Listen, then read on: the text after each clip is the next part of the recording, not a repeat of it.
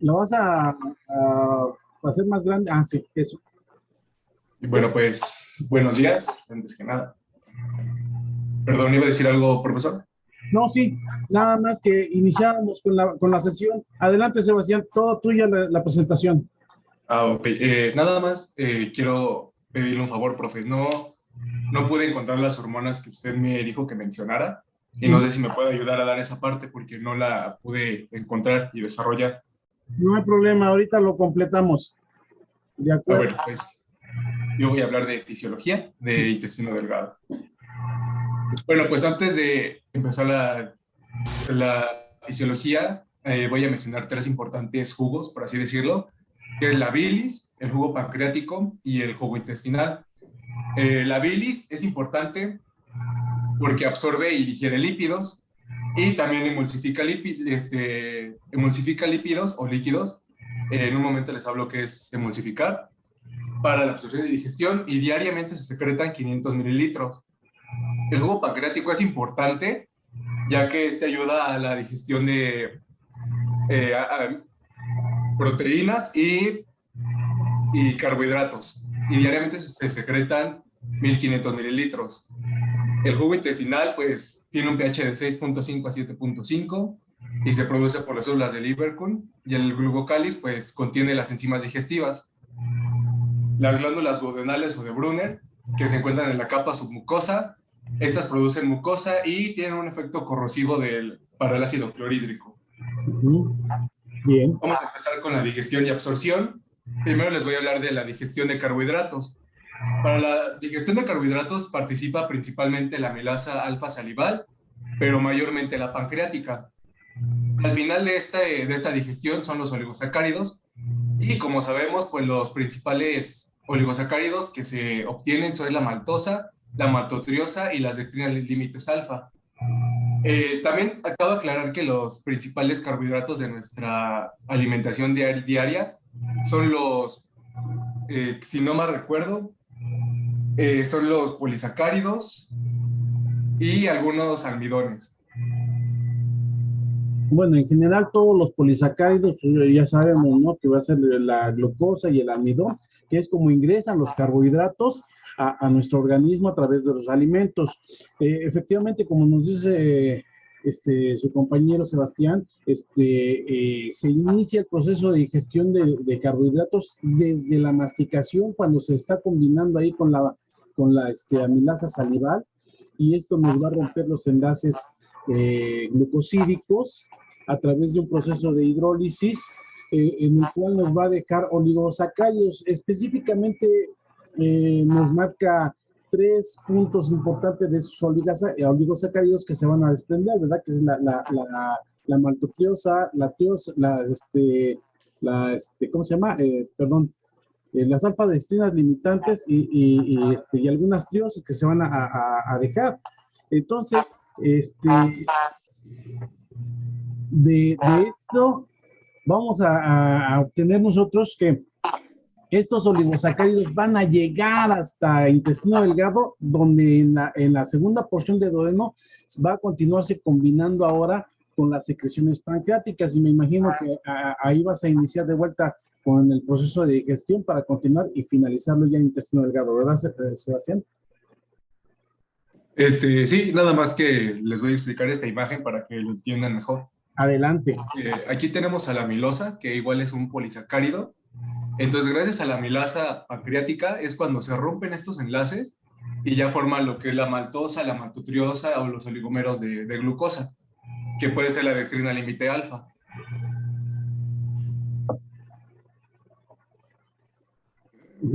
Sí. Ahora sí vamos a empezar con la absorción. Vamos a empezar bueno, tenemos dos grupos importantes que son las exosas y las pentosas, y vamos a tener que las exosas se absorben de manera completa gracias a las paredes del intestino, y estas son eliminadas antes de llegar al ilio. Su transporte de células de la mucosa van hasta la vena porta, y el transporte de glucosa y galactosa depende del sodio en la luz intestinal.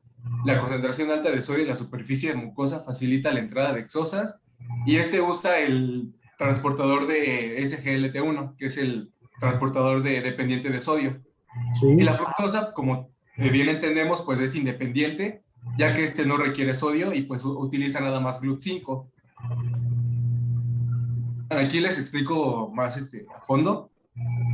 Bueno, acá tenemos lo que es la sacarasa, la isomaltosa, y ya cuando como ya vimos en la digestión, se rompen y ya se forma la glucosa. Entonces la glucosa pasa al borde del cepillo y esta ocupa sodio. Entonces ya cuando, bueno, ocupa sodio y el transportador de sodio, el SGLT1, jala la glucosa junto con el sodio y es cuando se van a la célula. Y acá tenemos a la lactosa, que igual como sabemos es parecido a la glucosa, por así decirlo, e igual se requiere SGLT1. Vamos a empezar con las proteínas. Y bueno, la digestión principalmente se lleva en el estómago gracias a la pepsina. Y la pepsina tiene una actividad de pH de 2 a 3. La digestión de proteínas se lleva a cabo en el duodeno y en el yeyuno. Y la mayor parte de digestión se lleva a cabo gracias a las enzimas pancreáticas. Las microvellosidades del enterocito se encargan de digerir los grandes péptidos gracias a la aminopolipeptidasa. Bueno, aquí tenemos bueno, en pocas palabras, pues las proteínas se van reduciendo de su tamaño. Como sabemos, pues son cadenas de proteínas grandes, llegan al estómago y gracias a la pepsina se convierten en polipéptidos o aminoácidos. Ya después, por el jugo pancreático, que contiene tripsina, quimiotripsina, elastasa, carboxipeptidasa, se convierten en oligopéptidos y en aminoácidos. Y ya en el intestino delgado, gracias a las peptidasas, se convierten en proteínas libres o en aminoácidos pequeños, que son de 3 aminoácidos, básicamente. Y bueno, la absorción de proteínas se lleva a cabo en las membranas luminales de las células epiteliales intestinales y se forman dipéptidos, tripéptidos o aminoácidos libres. Y las proteínas también se absorben mediante el cotransporte de sodio.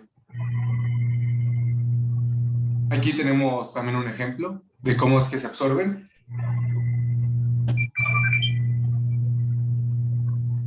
Y ahora sí vamos a empezar con la digestión de las grasas. El primer paso para digerir las grasas es la emulsión, y esta se lleva a cabo en el estómago. Ahorita les explico qué es emulsión. Bueno, la emulsión es una mezcla básicamente de las grasas, eso es básicamente la emulsión. Y ya después se concreta en el duodeno gracias a la bilis. La lecitina y las sales biliares son importantes ya que hacen que los glóbulos grasos se fragmenten. El triglicéridos digeridos por la lipasa pancreática y las sales biliares se separan en monoglicéridos o en glóbulos grasos, y las micelas son las que transportan los monoglicéridos. Esta es una micela. La micela básicamente se forma ya que los triglicéridos tienen, por así decirlo, tienen un polo hidrófobo y un polo hidrofílico, y es gracias a eso que se forman las micelas, como acá se explica.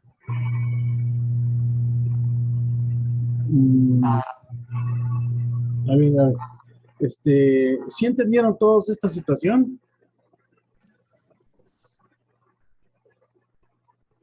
¿No hay ninguna duda, ninguna pregunta?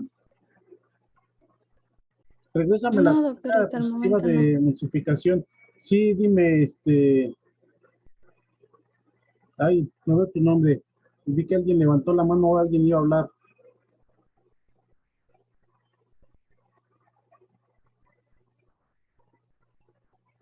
La otra. Antes.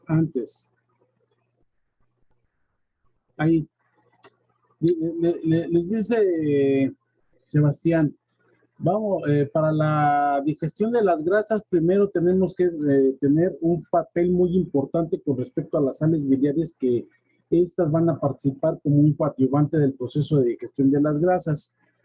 ¿Sí? ¿Cómo se lleva a cabo esto? Muy sencillo, porque van a tener un efecto de emulsión o emulsificante de las grasas. ¿Qué es la emulsificación de grasas? No es otra cosa más que romper la tensión superficial de las grasas, ¿sí? Las grasas tienen una fuerza de cohesión muy grande. Entonces, están muy unidas entre ellas por todos los tipos diferentes de grasas que conocemos, o sea, los triglicéridos, el colesterol, los ácidos grasos, los fosfolípidos, etcétera, etcétera. Si todas estas grasas que están contenidas dentro de los alimentos tienen una fuerza de cohesión muy alta, ¿sí? Tan alta es así que nosotros no podemos separarla por sí sola. Si ustedes hacen el efecto de poner en un vaso con agua aceite, ustedes van a ver cómo el agua y el aceite están separados porque no pueden combinarse, no se pueden diluir por esa fuerza de cohesión que tienen las grasas.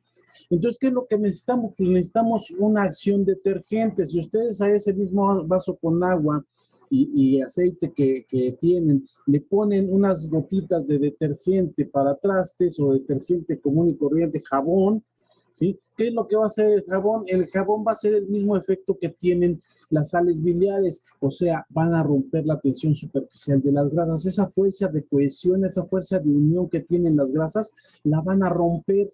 Y al romper esta fuerza de cohesión, en lugar de tener unas moléculas de grasa muy grandes, se van a formar pequeñas moléculas de grasa.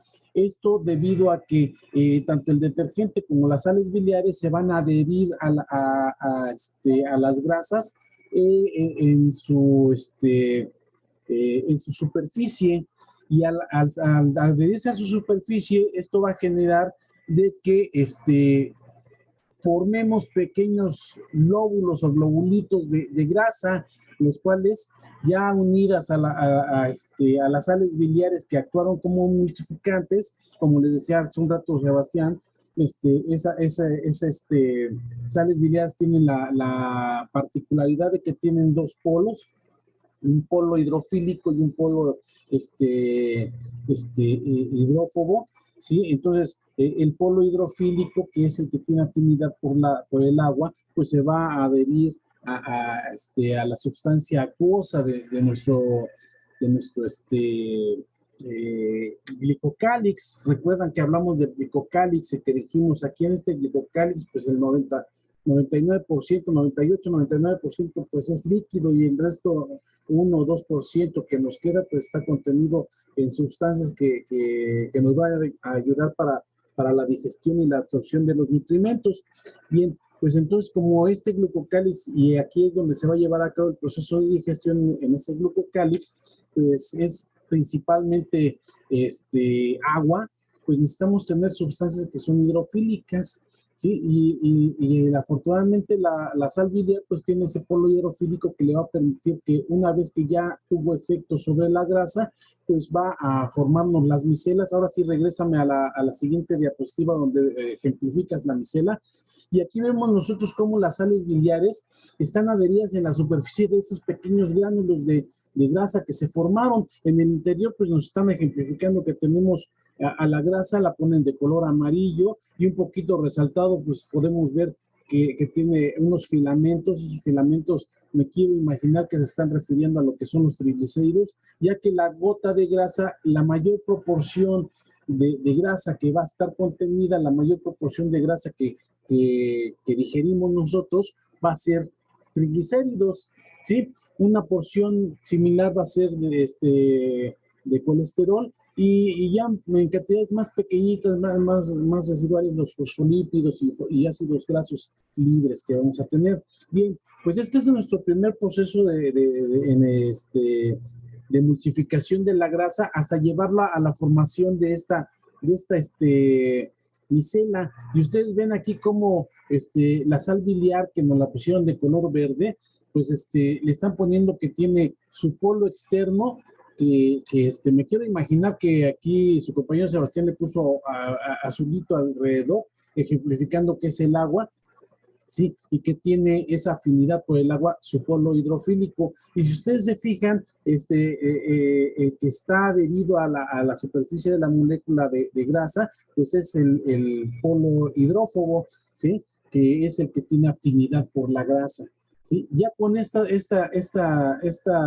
formación de esta pequeña micela, pues entonces ahora va a actuar una segunda coenzima, ¿sí? Una coenzima que se encuentra también dentro del jugo pancreático. Esa coenzima que va a actuar es la colipasa. ¿Qué es lo que hace la colipasa? La colipasa va a abrirnos canales entre las sales biliares para que pueda penetrar por esos pequeños canales, por esas pequeñas ventanitas que se van a abrir, ¿sí? Nos van a separar un poquito estas sales biliares que tenemos aquí y nos van a abrir canales, ventanas por las cuales van a ingresar ahí, ahora sí, todas las lipasas pancreáticas para llevar a cabo el proceso de digestión de la grasa, ¿sí? ¿Qué es lo que va a hacer las enzimas pancreáticas sobre la grasa? Pues vamos a tener que, hay diferentes tipos de lipasa, ya lo habíamos comentado también antes de que nos interrumpieran en el paro, ¿verdad? Que teníamos a la triglicerol esterasa que actúa sobre triglicéridos, que rompe enlaces éster, los enlaces éster del carbono 1 y del carbono 3 y nos respeta el carbono 2 para terminar después su digestión con una monoglicerol esterasa que es producida en el borde del cepillo de los enterocitos. Una vez de que actúa esa lipasa, triglicerol esterasa y nos deja el monoglicérido, entonces ahora en el glicocálix, como se está produciendo esa monoglicerol esterasa en el borde del cepillo de los enterocitos, ahora sobre ese monoglicérido actúa la monoglicerol esterasa. ¿Y qué nos va a hacer? Pues nos va a separar, nos va a romper ese último enlace éster, que es el enlace 2, ¿sí? Del carbono 2, y nos va a dejar libres ya lo que va a ser el glicerol y sus ácidos grasos. ¿Ok? Con eso ya vamos a concluir nosotros nuestros, nuestra digestión de las grasas, pero estas micelas, que ya están siendo digeridas, afortunadamente la sal biliar que está en contacto con el agua, pues va a aproximar a la molécula ya degradada, ya digerida, al borde del cepillo de los enterocitos, y ahí es donde se va a llevar a cabo el proceso de absorción. Pero así, hasta ahí le dejo para que continúe Sebastián, porque era lo que nos iba a seguir explicando, el proceso de absorción de las grasas. ¿Verdad, Sebastián? Sí, profe. Adelante, entonces, te dejo que continúes. Si alguien tiene alguna duda, por favor, coméntelo. Bueno, ahora sí la absorción de las grasas, perdón. Bueno, pues tenemos que gracias al quimo, las micelas viajan a la superficie de las microvellosidades, ahí al borde del cepillo de la célula intestinal. Entonces ya cuando penetra la célula epitelial, los ácidos grasos y monoglicéridos son captados por el retículo endoplásmico liso y estos forman nuevos triglicéridos. Tienen de dos formas, o sea, se forman nuevos triglicéridos o algunos pueden absorberse en la sangre portal.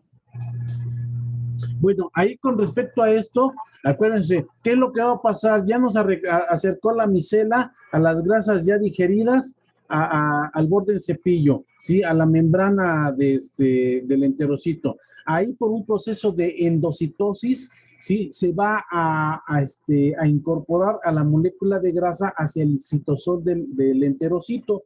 Y a través de esta vacuolita que se generó de la incorporación de las grasas ya digeridas hacia el citosol del enterocito, la va a transportar hasta el retículo endoplásmico liso, como les está diciendo Sebastián, ¿sí? Y ahí se va a llevar un proceso de reesterificación. Cabe mencionar que del proceso de digestión de los triglicéridos tenemos que, dijimos, se van a separar el glicerol de sus ácidos grasos, y de los ácidos grasos tenemos ácidos grasos de cadena corta, de cadena intermedia y de cadena larga. Los de cadena corta, ¿sí? Que es lo que nos está mencionando ahorita Sebastián, esos van a poder continuar su camino si, por ser moléculas más pequeñas a través de torrente sanguíneo. Entonces, a través de la misma vacuola, estos no son esterificados en el retículo endoplásmico liso, y estos ahora por un proceso de exocitosis, la vacuola los va a llevar a las membranas vasolaterales del enterocito, donde van a pasar directamente hacia torrente sanguíneo. Así se va a llevar a cabo este proceso de exocitosis para pasarlo al torrente sanguíneo, y estos ácidos grasos de cadena corta van a estar circulando libremente en nuestro sistema circulatorio, ¿sí?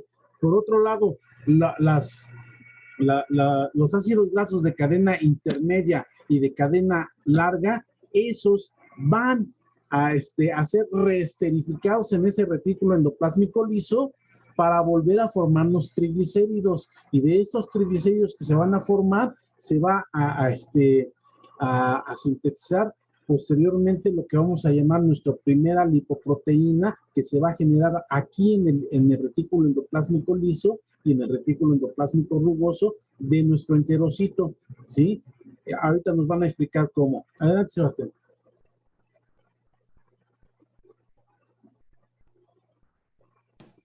Bueno, ya pasamos a la absorción de agua y esa se transporta en su totalidad a través de la membrana intestinal por difusión.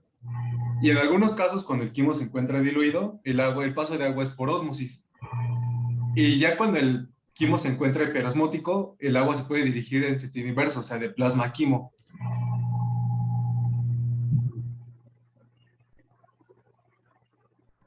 Aquí tenemos una imagen de cómo se absorbe el agua, por decir, bueno, cómo se absorbe el agua. Y vamos a empezar con la absorción de iones. El sodio normalmente se absorben de 20 a 30 gramos, bueno, se secretan de 20 a 30 gramos de sodio. En el intestino delgado se absorbe de 25 a 35 gramos de sodio diarios. Y esto se da gracias a la enzima ATPasa. Y el cloro se absorbe al mismo tiempo en el citoplasma y reduce su valor.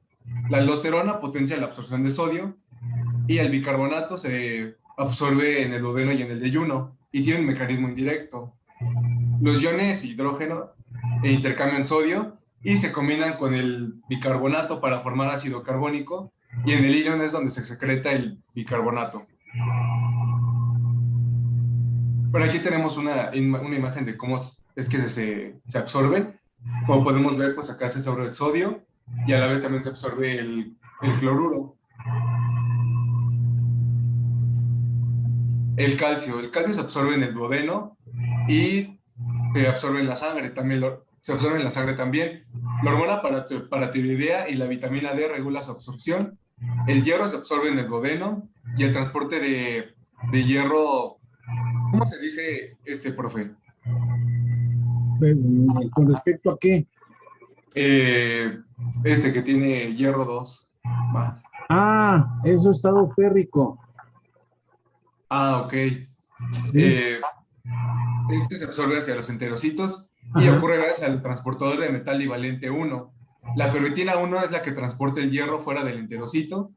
El potasio, el magnesio y el fosfato se absorben en la mucosa intestinal. Okay.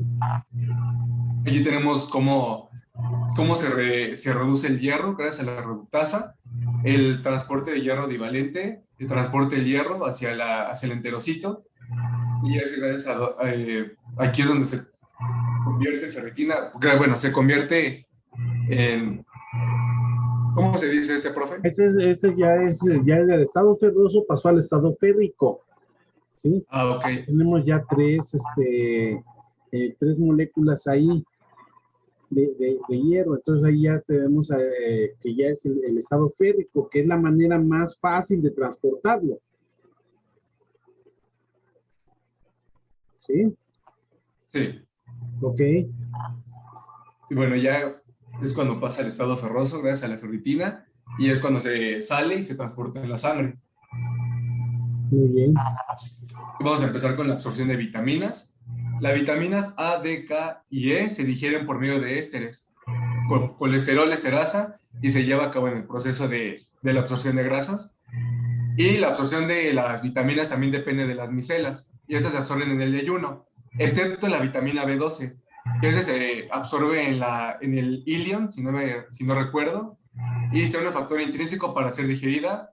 Como ya dije, se absorbe en el ilion, y este es dependiente de sodio. Vamos a empezar con los movimientos del intestino delgado. A ver, permíteme, Sebastián. Hasta aquí, chicos, ¿alguna duda, alguna pregunta, alguna aclaración que quiera que hagamos con respecto al proceso de digestión y absorción de carbohidratos, de lípidos, de proteínas? ¿Alguien tiene alguna duda o podemos continuar hacia lo que sería motilidad intestinal? Todo bien, profe. Todo bien, Todo bien, profe. Doc. Todo bien. Sí, todo bien, de veras, nadie tiene dudas. Hablen ahora o callen hasta el día del examen. Bueno, hasta después del examen. No es cierto. Muy bien. Entonces, si no hay dudas, vamos a continuar. De cualquier forma, recuerden que vamos a subir el video para que si hay alguna duda que surja, después la podemos resolver, ya sea personalmente a través de mi correo electrónico, me pueden plantear la duda y se la respondo. ¿Sí? Y si no, pues en la siguiente sesión, antes de empezar la clase, aclaramos dudas. Muy bien. Adelante, Sebastián, entonces. Sí, vamos a hablar de la motilidad. Vamos a decir que la motilidad son las ondas de contracción que se dan por la distensión. Al llegar el quimo, activa un reflejo de miotérico de la capa muscular externa y existen dos tipos, las ondas de mezcla y las ondas de propulsión.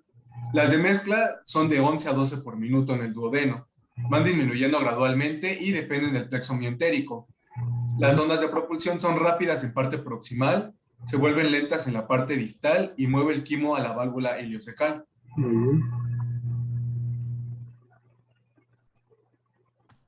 Aquí les puse un video de cómo es que son estas ondas.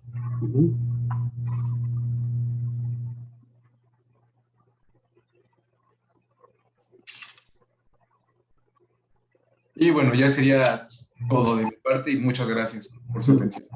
Muy bien. Si se fijaron en el video, se ve cómo el quimo está saliendo del estómago a través de la bomba pilórica. Vean, ahí se ve el quimo, cómo va saliendo.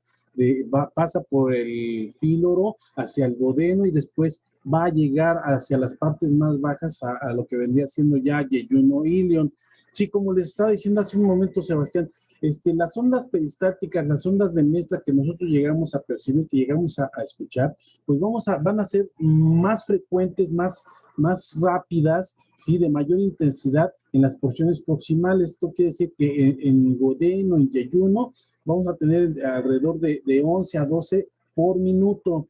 Cuando ya estamos en el ilion, en la unión yeyuno-ilion, más bien la porción media, ahí se van a enlentecer un poco y se dice que son alrededor de 8 a 10 movimientos que se van a presentar.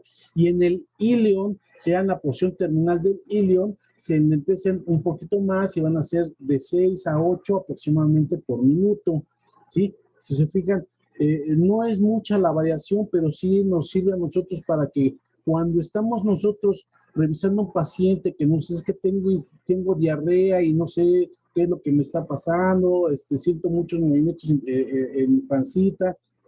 Entonces nosotros al momento de que hacemos nuestra palpación, a veces se puede llegar a palpar cómo esos intestinos se están moviendo, ¿sí? Y si tenemos duda de qué sección del intestino podemos estar palpando, pues lo único es que podemos auscultar con nuestro estetoscopio y vamos a ver que en las porciones altas, en lo que vendría siendo en epigastro y mesogastro, vamos a escuchar que los movimientos intestinales son con mayor frecuencia. Si nos vamos a la porción infraumbilical, pues los movimientos intestinales se vuelven más lentos, ¿sí? No es tan plausible llegar a contabilizar, pero sí podemos irnos habituando. Cuando estamos nosotros sanitos, pues nos ponemos nuestro estetoscopio y nos empezamos a auscultar y escuchamos más o menos cómo se escuchan los movimientos que están normales en ese momento, para que cuando tengamos un pacientito así que nos dice, oiga, es que yo siento mucho movimiento en mi pancita, y ya ustedes lo revisan y entonces ponen el estetoscopio y van a percibir cómo realmente se escucha aumentada esa peristalsis, ¿sí? Del mismo modo pasa en el intestino grueso, ¿verdad? Porque en el intestino grueso, pues ahí, conforme se va haciendo más distal nuestro bolo intestinal que tenemos, pues nosotros sabemos que se va enlenteciendo, dijimos, en nuestra porción terminal del ilio, pues ya van a hacer movimientos de 6 a 8 por minuto, y en el intestino grueso, cuando lo veamos, cuando lo empecemos a ver el día de mañana, que hablemos acerca de fisiología del intestino grueso, pues entonces ahí vamos a darnos cuenta nosotros que los movimientos intestinales, pues ya ahí son todavía más lentos aún. ¿sí? Y entonces eso va a hacer que se lentifique y nos va a favorecer la absorción más de líquidos que de nutrimentos. Mientras que en el intestino delgado, pues los movimientos de mezcla, los movimientos de peristalsis son tan constantes, son tan frecuentes que esto favorece que se aumente la superficie de contacto y al aumentarse la superficie de contacto, esto favorece también que se favorezca la absorción de nutrimentos, la absorción de líquidos, ¿sí? Se menciona que al intestino delgado llegan aproximadamente, depende del individuo, ¿verdad? Entre 7 a 9 litros contando secreciones, alimentos y líquido que estamos tomando, ¿sí? Entonces, contando este conjunto de sustancias que están llegando, pues el bolo que está circulando a través del intestino delgado, en promedio decimos que son 9 litros que se están circulando, y de esos 9 litros, el 90% se llega a absorber aquí en el intestino delgado. Lo que quiere decir que aproximadamente puede ser que lleguen a pasar de este bolo intestinal al intestino grueso, van a pasar aproximadamente entre 1 a 2 litros de volumen que va a llegar al intestino grueso. Y ahí en ese intestino grueso, por los movimientos tan lentos, esto lo que va a favorecer es que se absorba más lo que son líquidos y menos lo que son nutrimentos que todavía llega a pasar a intestino grueso, ¿sí? Entonces, para que vean que no nada más hay absorción aquí en el intestino delgado. De hecho, absorción ya la tenemos desde la boca, aunque es en mínimas proporciones, tenemos absorción ahí de algunas sustancias como es el agua, el alcohol y algunos fármacos como son los nitritos, ¿sí? Que son muy importantes para los procesos cardíacos que se llegan a presentar. Perdón.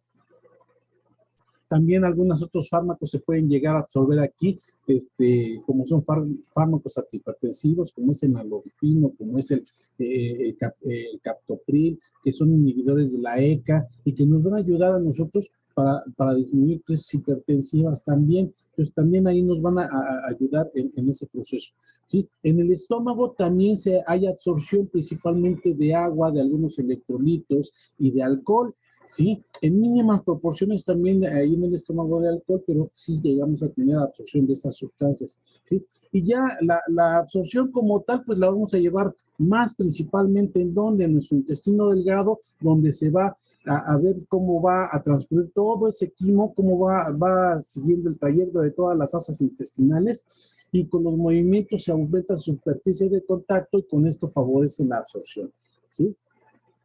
A tal grado que decimos, de 7 a 9 litros que están circulando, pues el 90% de va a ser absorbido aquí en el intestino delgado y únicamente entre un 30 a un 10% va a pasar al intestino grueso. Por eso decimos que el intestino grueso puede llegar a pasar entre 1 a 2 litros aproximadamente. Hay autores que nos mencionan que es 1,5 litros de líquido, que es el que está pasando a intestino grueso. Y allí en intestino grueso, pues también va a pasar exactamente lo mismo. Aquí va a ser entre el 80 y el 90% de líquido que se va a absorber en intestino grueso y nada más vamos a poder excretar entre el 10 al 20% con la materia fecal. Bueno, pero eso lo vamos a ver ya de mañana, ¿sí? ¿Alguna duda, alguna pregunta, chicos? ¿Algo que quieran comentar?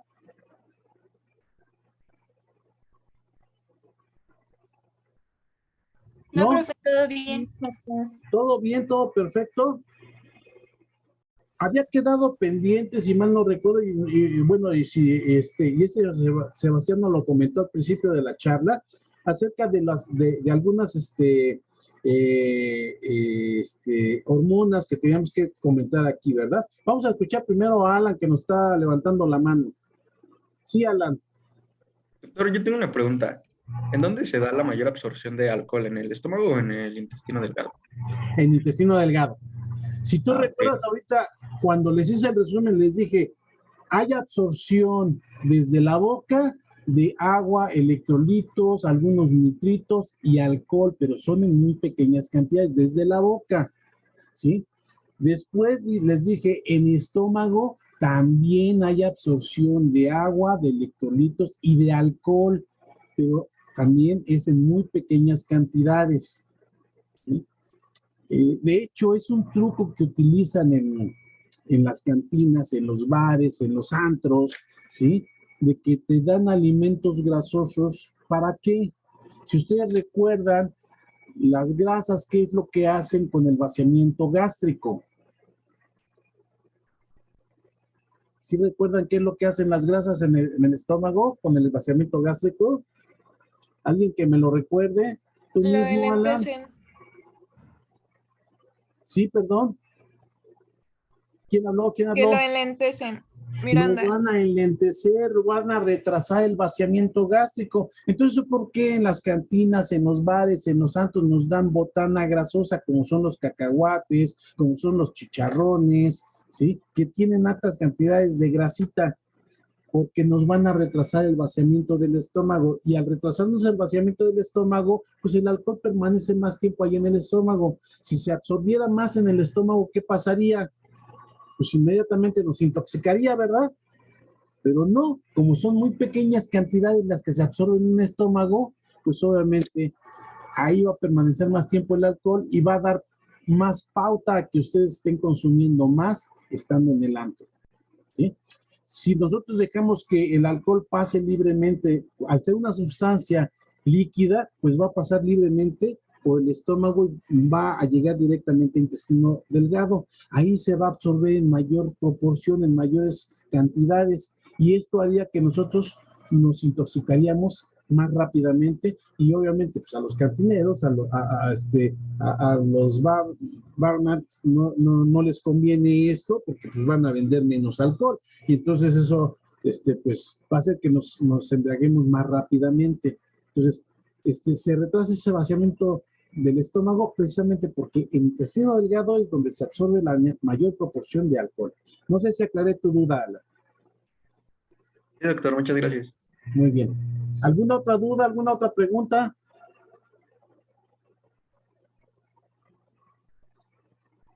¿No? No, Doc. Bueno, voy a interrumpir la